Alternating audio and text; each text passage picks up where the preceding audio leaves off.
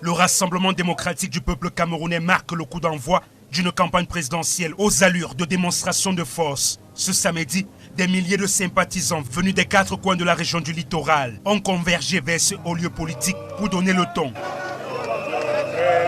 Présidé par le ministre d'État Laurent Esso, par ailleurs président de la commission régionale de campagne du candidat RDPC dans le littoral, cette rencontre s'est tenue en présence de tous les membres départementaux, représentés notamment par les présidents des commissions départementales du Mungo, de la Sanaga maritime, du Nkam, ainsi que la commission spéciale de Douala, conduite par le maire de la ville. Nous abordons avec beaucoup d'énergie, beaucoup de sérénité, mais aussi avec beaucoup de détermination.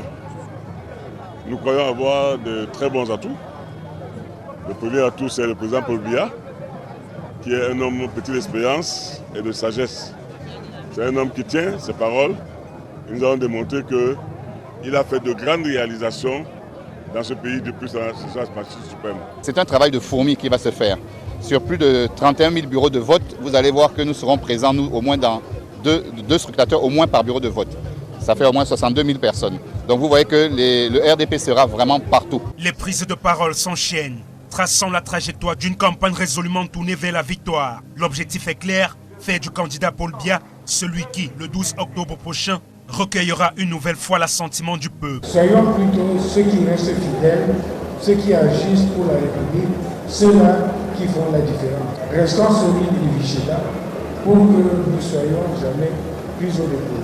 Cette fidélité-là, qui honore l'histoire, soutient les réalisations concrètes et construit au Cameroun un avenir de grandeur et d'espérance pour tous. Les partis alliés ont également réaffirmé leur soutien inconditionnel au candidat Paul Biya. On serait ingrat de ne pas soutenir David, luttant contre le Goliath. De son côté, le président de la commission régionale de la campagne RDPC pour le littoral a appelé ses camarades à la retenue face aux provocations. Il n'est pas non plus nécessaire pour nous d'entrer dans une campagne contre ceux-là qui diffusent des opinions différentes de l'autre. Laissons chacun dans son camp et ne perdons pas notre temps en les suivant dans leur polémique stérile. Nous devons éviter de faire en sorte que nous soyons nos propres adversaires.